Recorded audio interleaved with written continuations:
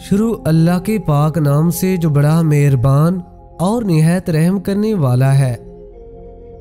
حضرت صابر پاک ایک بہت جلال کی طبیعت رکھنے والے بزرگ تھے۔ حضرت علاؤدین علی احمد صابر کلیری رحمۃ اللہ علیہ 11 ربیع الاول 592 ہجری کو افغانستان کے شہر ہرات میں پیدا ہوئے۔ آپ کے والد کا نام عبداللہ تھا، جو بڑے متقی، صاحب دل اور بافیض بزرگ تھے۔ آپ کی والدہ ماجدہ بیوی حاجرہ حضرت با فرید الدین مسعود گنج شکر رحمۃ اللہ علیہ کی سگی بہن تھی۔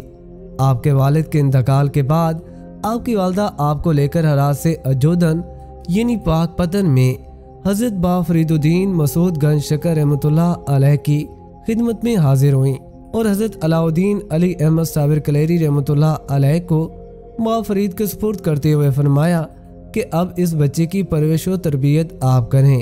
حضرت با فرید الدین مسعود گنج شکر رحمۃ اللہ علیہ نے بچے کی صورت دیکھتے ہی فرمایا، یہ بچہ بڑا ہو کر اولیاء وقت میں سے ہوگا اور ایک دنیا اس سے فیض یاب ہوگی۔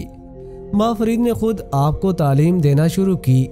آپ کی ذہانت کا کمال تھا کہ آپ نے 3 سال کے اندر ہی تمام علوم ظاہری حاصل کر لیے۔ 3 برس کے بعد آپ کی والدہ بھائی سے یہ کہہ کر ہرات واپس چلی گئی کہ اب بھانجے کو علوم باطنی میں بھی کامل کر دیجئے اور کوئی تکلیف نہ ہونے دیجئے گا۔ حضرت با فرید الدین مسعود گنج شکر رحمۃ اللہ علیہ کو بہن سے بہت محبت تھی۔ حضرت با فرید رحمۃ اللہ علیہ نے بہن کے سامنے ہی بھانجے کو مرید کر کے تقسیم لنگر کا کام حضرت علاؤدین علی احمد صابر کلیری رحمۃ اللہ علیہ کے سپرد کر دیا۔ حضرت علاؤدین علی احمد صابر کلیری رحمۃ اللہ علیہ کی عمر گو کہ کم تھی، مگر پھر بھی آپ نے یہ اہم کام نہایت خوش اسلوبی کے ساتھ انجام دیا۔ ایک عرصے کے بعد جب آپ کی والدہ ماجدہ نے واپس آ کر آپ کو دیکھا تو آنکھوں سے آنسو نکل پڑے۔ آپ سوکھ کر کانٹا ہو گئے تھے۔ بھائی سے جا کر شکوہ کیا تو حضرت با فرید الدین مسعود گنج شکر رحمۃ اللہ علیہ نے فرمایا کہ تم خود گواہ ہو کہ تمہارے سامنے ہی میں نے تقسیم لنگر کی خدمت اس کے سپرد کی تھی۔ حضرت علاؤدین علی احمد صابر کلیری رحمۃ اللہ علیہ سے پوچھا گیا تو آپ نے جواب دیا، آپ نے تقسیم لنگر ہی کا مجھے حکم دیا تھا، یہ کب فرمایا تھا کہ اس میں سے کھا بھی لینا؟ یہ جواب سن کر مام پر وجد کی کیفیت طاری ہو گئی اور آپ نے شفقت سے فرمایا، علاؤدین صابر است، اور اسی وقت سینے سے لگا کر خدا جانے کیا کیا عطا فرما دیا۔ اس کے علاوہ بھی آپ کے مجدے اور کرامتیں اس درجہ شدید صبر عظمات تھی کہ انہیں سن کر حیرت ہوتی ہے۔ کثرت مجدہ اور فاقوں سے آپ کی طبیعت میں بہت ہی کہر و جلال پیدا کر دیا تھا۔ ایک دن حضرت علاؤدین علی احمد صابر کلیری رحمۃ اللہ علیہ کی والدہ نے حضرت با فرید الدین مسعود گنج شکر رحمۃ اللہ علیہ کو آپ کی بیٹی سے علاؤدین صابر کلیری کی شادی کی بات کی تو با فرید نے فرمایا کہ علاؤدین صابر کلیری کو شادی اور بیوی کا ہوش نہیں ہے، لیکن بہن نہیں مانی اور بھائی سے رشتے پر اصرار کرتی رہی۔ آخر با فرید نے بہن کے جذبات کا احترام کرتے ہوئے اپنی بیٹی ختیجہ بیگم کے ساتھ حضرت علاؤدین علی احمد صابر کلیری رحمۃ اللہ علیہ کا نکاح پڑھا دیا۔ آپ نے دلہن کو اپنے اجرے میں دیکھا تو دریافت کیا، تم کون ہو؟ ختیجہ بیگم نے جواب دیا، آپ کی بیوی ہوں۔ آپ نے فرمایا، جب ہم خدا کے ہو چکے تو پھر ہمیں غیر کی کیا ضرورت رہی؟ اور جب آپ نے نظر ڈالی تو دلہن کے جسم میں آگ لگ گئی۔ صبح کو ماں آئی تو بہو کو راکھ دے کر غصے میں کہا، میں تمہارے ماموں کو کیا جواب دوں گی؟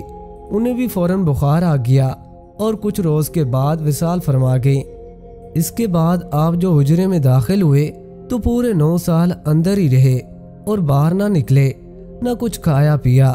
9 برس کے بعد حضرت با فرید الدین مسعود گنج شکر رحمۃ اللہ علیہ جب حضرت مخدوم کے حجرے میں صبح کے وقت گئے تو دیکھا کہ آپ اس طرح کے عالم میں بے حس و حرکت بیٹھے ہیں۔ آپ کے کان میں 7 مرتبہ لا الہ بلند آواز سے کہا تو ہوش میں آ گئے اور مرشد کو سامنے دیکھ کر قدم چومے اور ادب بجا لائے۔ حضرت با فرید الدین مسعود گنج شکر رحمۃ اللہ علیہ نے آپ کو باہر لا کر خرقہ خلافت عطا کیا اور سند لکھی اور اس میں اعظم کی تعلیم دی۔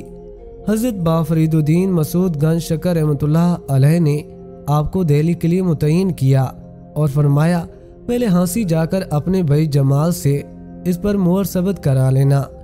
جب آپ سند لے کر ہانسی پہنچے تو حضرت شیخ جمال الدین ہانسوی نے نہایت محبت اور احترام سے آپ کی مہمان نوازی فرمائی اور پیر روشن ضمیر با فرید الدین مسعود گنج شکر رحمۃ اللہ علیہ کے حالات سیرت اور معلومات کے متعلق گفتگو کرتے رہے۔ اسی دوران مغرب کی نماز کا وقت ہو گیا۔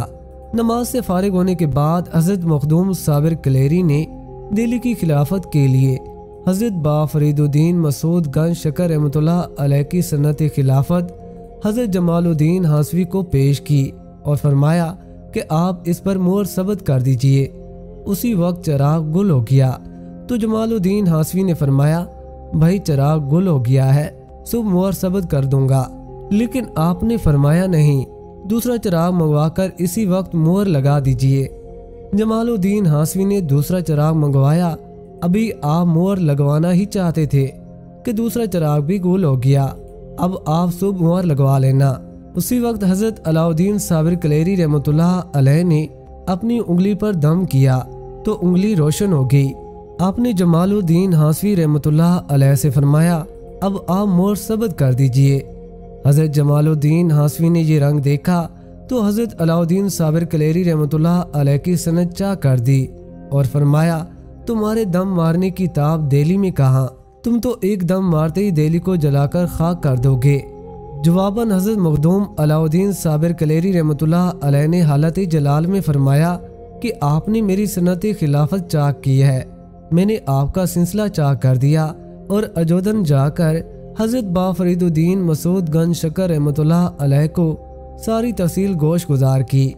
حضرت با فرید الدین مسعود گنج شکر رحمۃ اللہ علیہ نے دوسری سند لکھ کر فرمایا میں کلیر شریف کا علاقہ تمہارے سپرد کرتا ہوں، وہاں تکبر اور غرور اور گمراہی کا ایک طوفان عظیم برپا ہے، وہاں پہنچ کر خلق خدا کو ہدایت کرو اور اسلام کو تقویت پہنچاؤ۔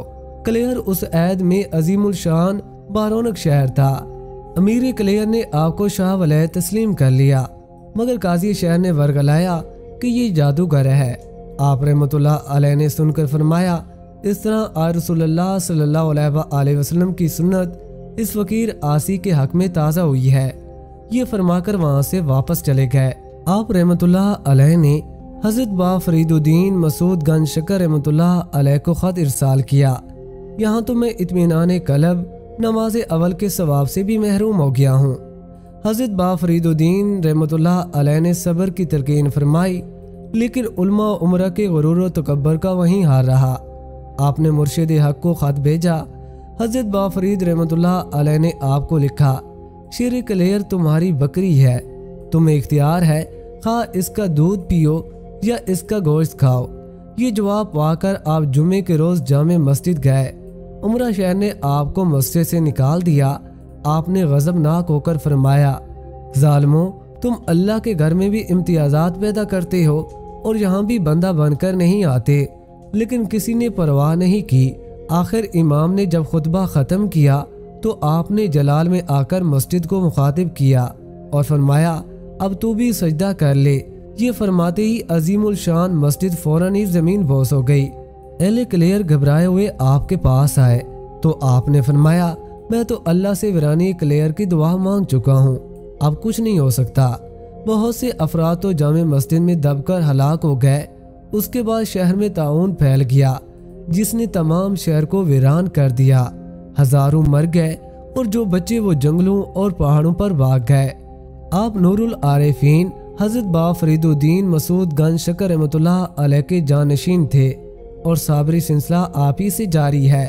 حضرت شیخ علاء الدین علی احمد صابر رحمۃ اللہ علیہ کو سما کا بہت شوق تھا، وہ اکثر سے سنا کرتے تھے، یہاں تک کہ آپ کا وصال بھی عین حالت سما ہی میں ہوا۔ ہمیں جذبہ الہی حد سے زیادہ تھا، زبان مبارک سے جو بھی نکل جاتا وہ پورا ہو جاتا۔ دنیا اور دنیا والوں سے انہیں کوئی غرض نہ تھی، ان سے وہ دور بھاگتے تھے اور ہمیشہ ذکر الہی میں مشغول رہتے تھے۔ ایک مرتبہ حضرت شیخ نظام الدین اولیاء رحمۃ اللہ علیہ کے مریدوں میں سے ایک شخص حضرت علاء الدین علی احمد صابر کلیری رحمۃ اللہ علیہ کی خدمت میں حاضر ہوا اور بولا کہ آپ نے حضرت شیخ شمس الدین ترک پانی پتی رحمۃ اللہ علیہ کے علاوہ کسی کو اپنا مرید اور خلیفہ نہیں بنایا، اور میرے پیر و مرشد حضرت شیخ نظام الدین اولیاء رحمۃ اللہ علیہ نے آسمان پر ستاروں کی تعداد سے بھی زیادہ اپنے مرید بنائے ہیں۔ آپ نے جواب دیا، میرا شمسی کافی ہے جو اللہ کے فضل سے سارے ستاروں پر غالب ہے۔ وہ شخص خاموش رہا اور دہلی آ کر اس نے حضرت شیخ المشائخ سے یہ واقعہ بیان کیا۔ حضرت شیخ المشائخ نے فرمایا کہ تم نے حضرت کو کیوں رنجیدہ کیا؟ آئندہ ایسی حرکت نہیں ہونی چاہیے۔ بے شک انہوں نے جو کچھ فرمایا صحیح ہے، وہ مقرب بارگاہ ربانی ہے۔ حضرت علاؤدین علی احمد صابر کلیری رحمۃ اللہ علیہ 13 ربیع الاول 664 ہجری کو عین حالت سما اور وجد میں اس در فانی سے رخصت ہوئے۔ آپ کی آخری قیام گاہ کلیر شریف میں ہے۔ آپ رحمۃ اللہ علیہ کا مزار اقدس آپ رحمۃ اللہ علیہ کی جلالت کی وجہ سے تقریباً 2 سال سے زائد عرصہ تک زائرین کی نگاہوں سے پوشیدہ رہا۔ تذکرۃ الجلیل میں ہے کہ جو کوئی بھی آپ رحمۃ اللہ علیہ کے مزار کی طرف جاتا اس کو بجلی جلا دیتی یا کوئی سانپ کاٹ لیتا، اس لیے آپ رحمۃ اللہ علیہ کے مزار اقدس کے جائے وقوع سے دور دور تک آبادی قائم نہ ہو سکی۔ حضرت شیخ عبد القدوس گنگوئی رحمۃ اللہ علیہ ایک دن حسب معمول اپنے دادا مرشد حضرت شیخ عبد الحق رحمۃ اللہ علیہ کے مزار پر جھاڑو دینے میں مشغول تھے کہ آواز آئی کہ ہمارے مزار پر بھی جھاڑو دے دیا کرو۔ حضرت شیخ عبد القدوس گنگوئی رحمۃ اللہ علیہ یہ نہ سمجھ سکے کہ کس بزرگ کی آواز ہے، چنانچہ آپ نے مزار شریف پر بیٹھ کر مراقبہ شروع کیا تو پتہ چلا یہ آواز حضرت صابر کلیری رحمۃ اللہ علیہ کی ہے۔ اس واقعے کے بعد حضرت شیخ عبد القدوس گنگوئی رحمۃ اللہ علیہ اپنے مریدوں کے ہمراہ مزار اقدس پر پہنچے، وہاں قرآن خوانی و فاتحہ کروائی اور حلوہ شریک کے توشے پر حضور صلی اللہ علیہ وآلہ وسلم کی روح کو ثواب پہنچا کر حاضرین میں تقسیم کیا۔ حضرت شیخ عبد القدوس گنگوئی رحمۃ اللہ علیہ نے 3 روز وہاں قیام کیا اور مزار اقدس کی حد بندی کی، بانس کے ستون بنا کر لکڑیوں کی چھت سے مزار اقدس پر سایہ کیا۔ اس کے بعد حضرت علاؤدین علی احمد صابر کلیری رحمۃ اللہ علیہ کی جلالت آپ کی دعا سے ختم ہو گئی اور لوگ آپ کے مزار اقدس کی زیارت کے لیے آنے جانے لگے۔ حضرت علاؤدین علی احمد صابر کلیری رحمۃ اللہ علیہ کا سالانہ عرس مبارک اپنی دیرینہ روایات کو دامن میں سمیٹے 13 ربیع الاول سے کلیر شریف میں شروع ہو جاتا ہے۔ محفل سما میں قوال عرفانہ کلام پیش کرتے ہیں جس میں عقیدت مند گلائے عقیدت پیش کر کے روحانی کیف و سرور کے ساتھ دنیا و آخرت کی سربلندی اور سرفرازی کی دولت سے مالا مال ہو کر واپس جاتے ہیں۔ یہ اللہ کے جانثاروں کی تاریخ ہے جو انسانی نظروں سے روپوش ہونے کے باوجود صدیوں سے ہزاروں انجمنوں، لاکھوں مجلسوں اور کروڑوں دلوں میں آج بھی زندہ ہے۔ اتنا عرصہ گزارنے کے باوجود آپ کا مزار پاک کلیر شریف میں عقیدت مندوں کے لیے مرجع خلائق ہے۔